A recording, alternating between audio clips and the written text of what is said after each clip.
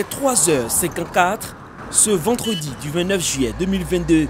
Dans la fraîcheur de la nuit, des enfants qui dorment à la belle étoile. Ils sont pour la plupart abandonnés par leurs parents et laissés à leur propre sort. 4h39, nous sommes dans la commune de Cocody, aux environs du terminus 81-82 de la Sotra. Ici, les enfants sont réveillés de leur sommeil par la ministre Nassénéba Touré, ministre de la Femme, de la Famille et de l'Enfant, pour leur apporter assistance.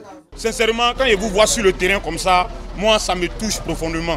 Vraiment, je vous encourage, je n'ai pas les moyens, mais je n'ai que ma parole, vraiment, pour vous soutenir. On voudrait que vous soyez nos yeux, que vous soyez nos partenaires.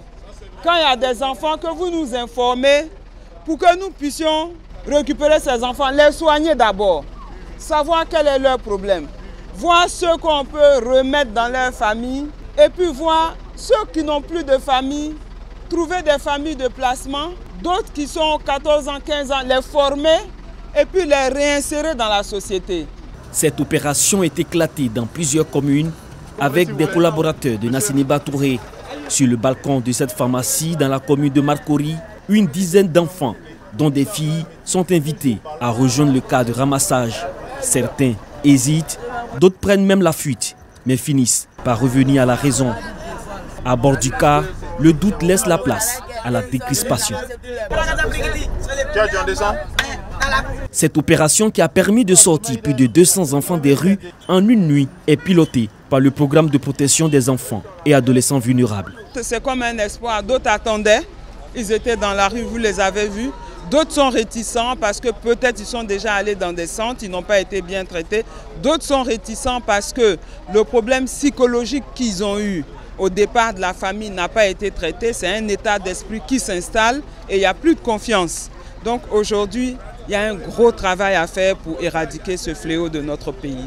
Cette visite médicale, suivie d'un entretien, marque le début de leur prise en charge, ce qui va aboutir à leur resocialisation. Certains retourneront en famille, d'autres apprendront un métier ou reprendront leurs études.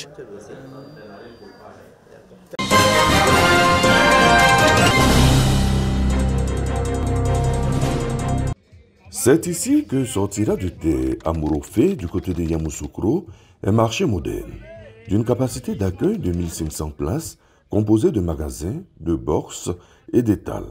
Il sera bâti sur une superficie de plus d'1 hectare. Son coût, 16 milliards de francs CFA. Il vient en soutien au marché principal confronté à des incendies récurrents. Morofé elle-même, elle réside ici de plusieurs bâtiments administratifs. Il était aussi important parce que ici à Yamoussoukro, il y avait plusieurs incendies. La population manque de marché. Il était capital pour nous de venir le faire.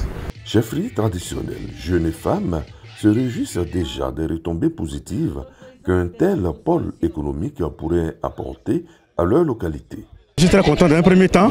Pourquoi? Parce que cela va s'ouvrir aux emplois à la jeunesse. Si nous avons un marché, alors pour nous ce serait un grand changement.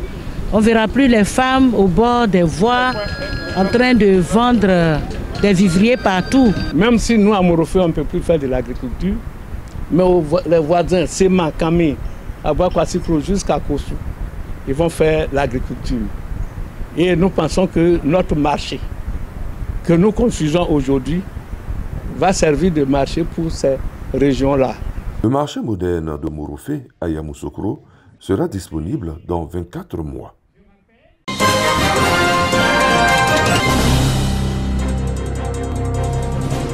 « 12 vélos tout-terrain pour adultes et pour enfants, 15 casques et autres équipements de randonnée. C'est le don de la République de Chine au ministère du Tourisme. L'objectif est de renforcer l'attractivité du parc national du Bankou.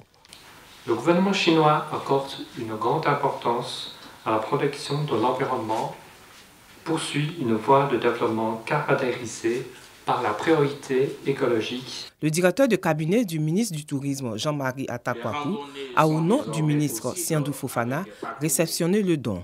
Ce don octroyé par l'ambassade de la République populaire de Chine en Côte d'Ivoire intervient dans le cadre du projet de révalorisation du parc national du Bankou que le ministère du Tourisme a initié depuis déjà décembre 2021. En partenariat avec le ministère de l'Environnement et du Développement durable et de l'Office ivoirien des parcs et réserves, ce don de plus de 4 millions de francs CFA vient renforcer la protection de l'environnement pour un tourisme durable. Pour rappel, le ministère du Tourisme a effectivement lancé le 22 décembre 2021 les activités de valorisation du parc national du Banco, avec la mise en service de la boutique Souvenirs, au sein de laquelle sont disposés de nombreux articles et des produits souvenirs, l'ouverture du restaurant champêtre et la valorisation du musée.